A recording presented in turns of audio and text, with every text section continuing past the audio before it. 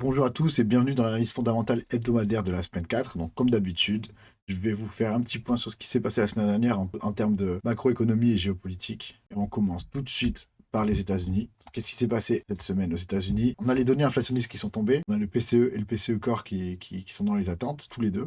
Malgré une légère augmentation par rapport au mois dernier, on est quand même sur des résultats qui sont maîtrisés. Donc, on n'a pas une baisse concrète de l'inflation, mais on est sur une stagnation. À voir comment cela évolue. Quand on était sur un PCE mois par mois à 0,2, on était attendu à 0,2, sachant qu'au mois précédent, on était à moins 0,1. Et pour le PCE Core, on était à 0,2 et on était attendu à 0,2, sachant que le mois précédent, on avait fait plus 0,1. Voilà, on est en légère augmentation pour les deux, mais on va voir ce que les données économiques nous disent par la suite. Les banques centrales n'ont pas l'air plus préoccupées que ça par ce résultat-là, donc c'est plutôt maîtrisé. On a les données de la consommation qui sont tombées, donc on a eu plusieurs datas dans la consommation qui sont tombées. On a eu les dépenses des ménages qui ont été très très positives et au-delà des attentes prévues. On était à 0,7%, sachant qu'on était attendu à 0,3% et que le mois précédent, on avait fait 0,2%. Donc ça fait une augmentation de plus 0,5. C'est assez conséquent et ça dénote une bonne reprise économique et une bonne reprise de la consommation. Donc c'est plutôt bon signe dans ce climat de lutte contre l'inflation. Et on a également les ventes de nouveaux biens immobiliers qui sont tombés. Et là aussi, c'est en hausse.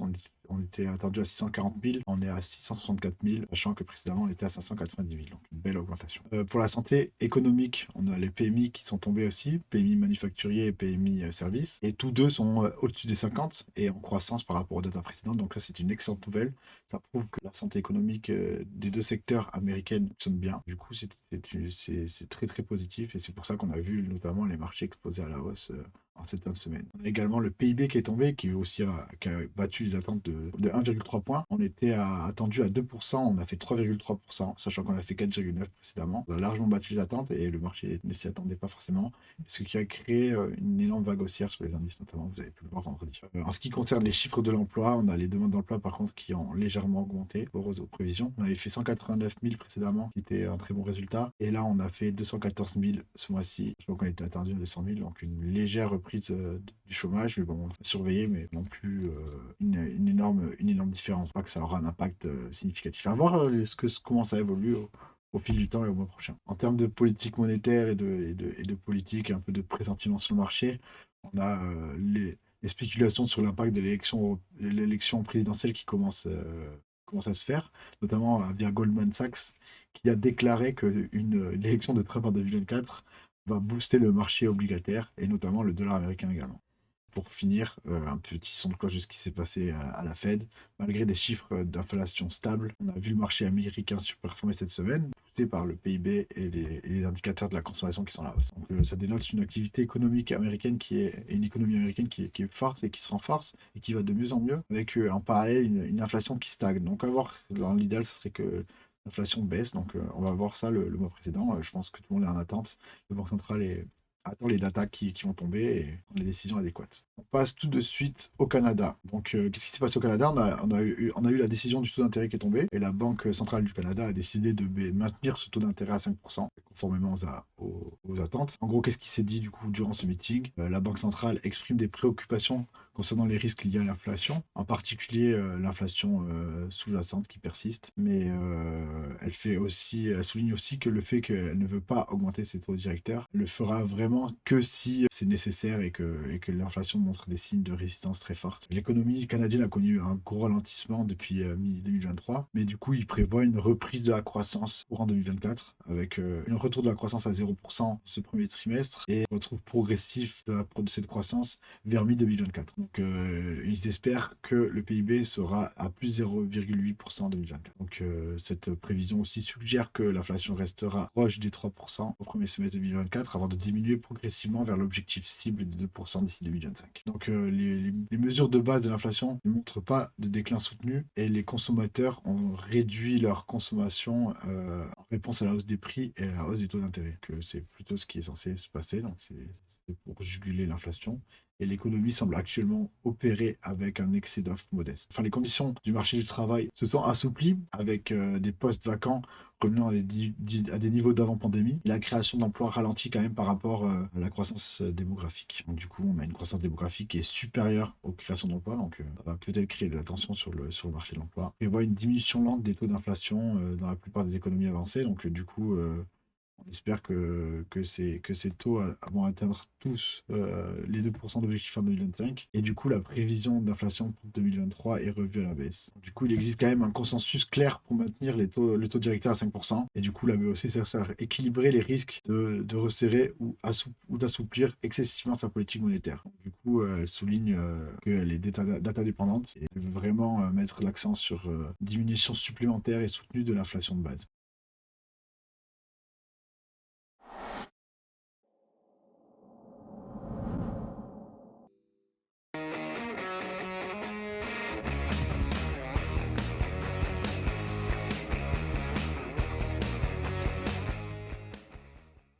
Ou si c'est uniquement la France de la finance universelle. On passe maintenant au UK et à l'Europe. Qu'est-ce qui s'est passé en Europe? Alors, on a les datas sectorielles sur la santé économique qui sont tombées, notamment les PMI. Et on a des PMI en hausse, que ce soit côté du secteur manufacturier. Donc, on était à 44,4, on passe à 46,6. Et sachant qu'on était attendu à 44,8. Donc, c'est plutôt une bonne nouvelle. On est toujours loin des 50, donc ça indique quand même que c'est un secteur qui est en souffrance. Mais on remonte petit à petit. Par contre, le PMI service, lui, a baissé légèrement par rapport aux attentes et par rapport au mois précédent. Donc on était à 48,8 précédemment, on passe à 48,4, sachant qu'on était attendu à 49. C'est à surveiller. Une petite baisse qui peut souligner l'affaiblissement de l'économie européenne, sachant qu'on est quand même basé énormément sur de l'économie de service. Et un PIB trimestriel qui est en augmentation. Par contre, là, c'est une excellente nouvelle. On était attendu à 2%, on a fait 3,3%. On est en baisse par rapport au trimestre précédent où on a fait 4,9%, mais c'était prévu dans les prévisions. Donc, on a quand même battu les attentes et c'est extrêmement positif. En termes de politique monétaire, on a les taux d'intérêt qui sont maintenus à 4,5% comme attendu, que pas de gros changements là-dessus. Donc, la BCE indique que les risques économiques sont orientés à la baisse, suggérant une possible stagnation au quatrième trimestre, avec des signes de reprise en 2024. Donc, la demande de main-d'œuvre ralentit, mais les tensions géopolitiques peuvent influencer l'inflation à la hausse. Donc, les taux du marché restent stables. La BCE est déterminée à ramener l'inflation à 2%. Que les commentaires sur d'éventuelles baisses de taux sont prématurés, comme on l'avait dit la semaine dernière. Et la BCE demeure dépendante des données. Lagarde a vraiment souligné ça en disant qu'on était vraiment dépendant des data et que les décisions se feront au fil de l'eau. Les coûts d'expédition augmentent, mais les salaires montrent une légère stabilisation. Du coup, la BCE vise à simplifier ses communications et être plus clair pour faciliter l'accès à l'information. Les PMI suggèrent une stabilisation, bien que les données concrètes soient faibles. La BCE reste attentive aux évolutions économiques. Donc c'est ça, la BCE reste vraiment data dépendante et va prendre ses décisions au fur et à mesure des datas qui vont tomber. Donc on a quand même une économie qui a l'air de repartir, qui augmente petit à petit. On a un PIB qui montre au-dessus des attentes, donc on a quand même de la croissance. Et on a des taux qui sont maintenus, donc pour qu'on va continuer à combattre cette inflation. On va voir que si cette inflation va baisser, on aura ces datas probablement la semaine prochaine. Au UK, pareil, on a le PMI manufacturing et services qui sont tombés. Donc le PMI manufacturing est en hausse, comme le PMI service. Donc le PMI manufacturing reste en dessous des 50 malheureusement, mais augmente petit à petit. On était à 46,2, on passe à 47,3, sachant qu'on était attendu à 46,7. Donc on bat les attentes, on bat le mois précédent, donc c'est plutôt très positif. Pour les PMI services, on était à 54,4, on passe à 53,8, sachant qu'on était attendu à 53,2, donc une belle augmentation. On est au-dessus des 50, donc c'est très positif pour le secteur des services. En ce qui concerne le PIB, on a également le PIB qui est tombé, qui est en augmentation et qui bat les attentes. On est à 3,3, on est attendu à 2%, donc, et 4,9% précédemment. Donc c'est très très bien.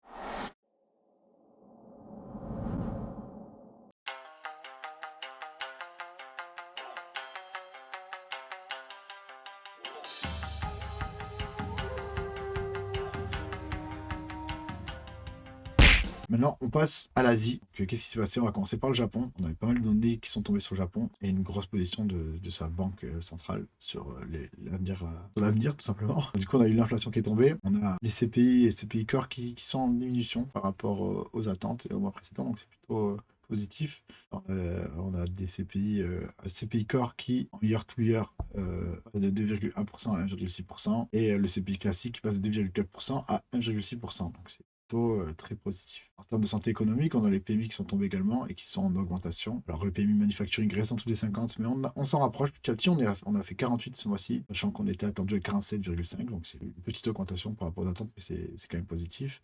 Et le PMI service, on était à 51,5, on passe à 52,7, sachant qu'on était attendu à 51. Belle reprise du secteur des services. Alors, en ce qui concerne la politique monétaire au Japon, les risques pour l'activité économique sont équilibrés et maîtrisés, du coup. La Banque centrale, quand même, annonce qu'elle continuera de surveiller de près le cercle vertueux entre les salaires et les prix qui s'intensifient. Mais elle maintiendra du coup sa politique monétaire actuelle aussi longtemps que nécessaire et prendra des mesures d'assouplissement si besoin. La stabilité du système japonais est soulignée et bien que des incertitudes persistent, la probabilité d'atteindre l'objectif cible des 2% continue de croître progressivement. L'économie japonaise du coup progresse conformément aux prévisions, renforçant la confiance dans l'atteinte des objectifs de prix. Cependant, des incertitudes persistent concernant les secousses sismiques dans la région de l'ouest du Japon et les négociations salariales printanières. Donc, il y aura ça à surveiller au printemps, les négociations salariales vont avoir un gros impact sur l'inflation, ainsi que les éléments naturels qu'on ne peut pas contrôler. Et la Banque centrale du Japon reconnaît les effets secondaires de sa politique de taux d'intérêt négatif et envisage du coup une hausse des taux lorsqu'elle sortira de cette politique. Alors, la Chine, on a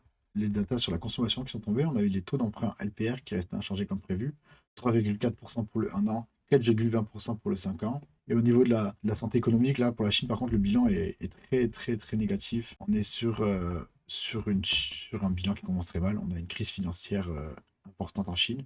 On a plus de 6 000 milliards de dollars qui ont fui le pays en 2 ans. Et depuis janvier, son indice boursier a perdu 7%, alors qu'il avait déjà perdu 12% en 2023. Donc c'est énorme. Et cela s'explique notamment par une crise financière immobilière, une baisse des natalités et de la croissance également. Donc pour limiter les dégâts, le gouvernement a cherché à mobiliser 2 milliards de yuan, principalement à partir des comptes offshore des sociétés d'État, afin d'investir sur le marché intérieur via la bourse de Hong Kong. D'autres solutions sont envisagées et seront exposées cette semaine. On va surveiller. Au niveau de la politique monétaire, on a la Banque centrale chinoise qui du coup dit qu'elle fera appel à tous les outils politiques monétaires pour maintenir une liquidité raisonnablement abondante.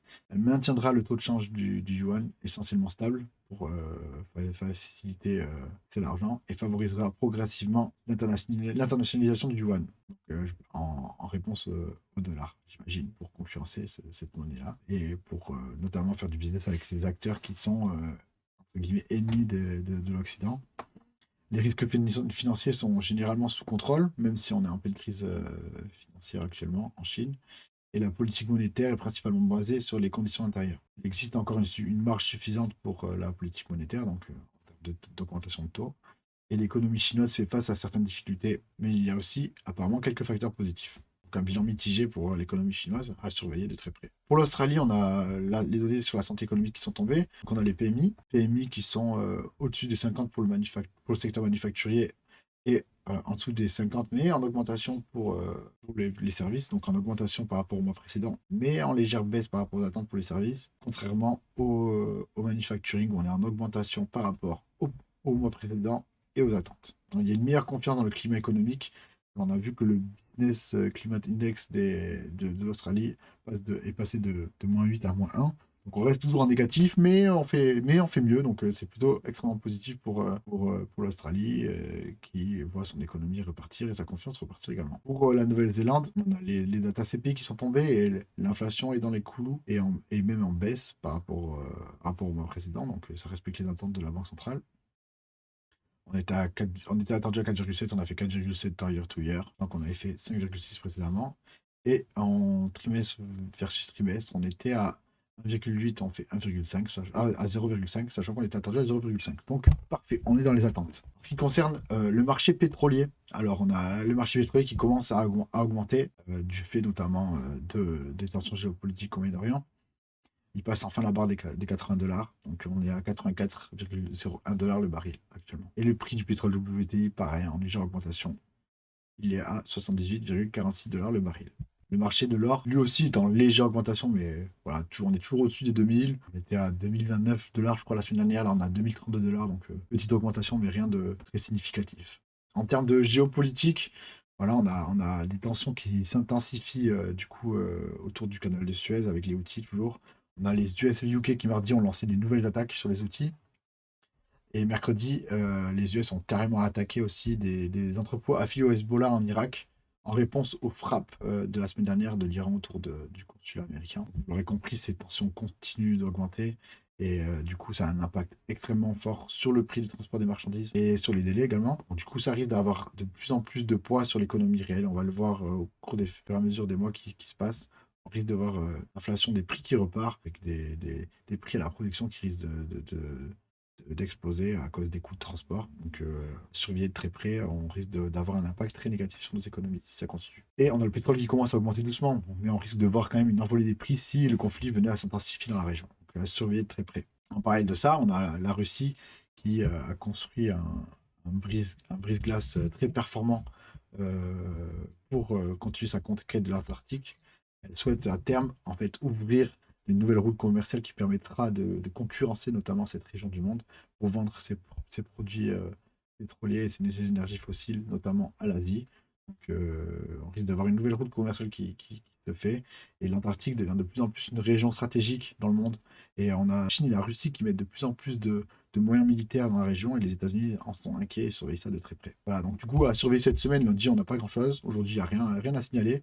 Alors, mardi, on a le chômage japonais, le PIB zone euro, les créations d'emplois US et la confiance des consommateurs US. Mercredi, on a les datas de production et vente au détail japonaises.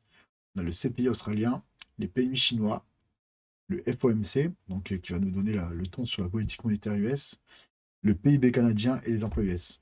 Donc grosse journée mercredi. On va faire très attention. Et jeudi, on a les CPI européens, le chômage européen, la politique monétaire UK, les emplois US, les PMI canadiens et les PMI US. Donc très grosse journée également jeudi en termes d'annonce. Et vendredi, on a le PPI australien et les NFP pour terminer cette belle semaine d'annonces qui s'annonce très chargée et très mouvementée. Donc du coup, faites très attention sur les marchés, surveillez bien les datas. Je rappelle que les banques centrales sont toutes focus sur le fait de dire qu'elles sont data dépendantes. Donc la politique monétaire de chaque banque centrale sera vraiment impactée par les datas qui vont tomber cette semaine. Donc à vous de surveiller ça et de prendre vos décisions, les décisions adéquates en fonction des datas qui tombent. Voilà, je vous souhaite une bonne semaine et bonne chance dans votre trading et bonne journée à tous.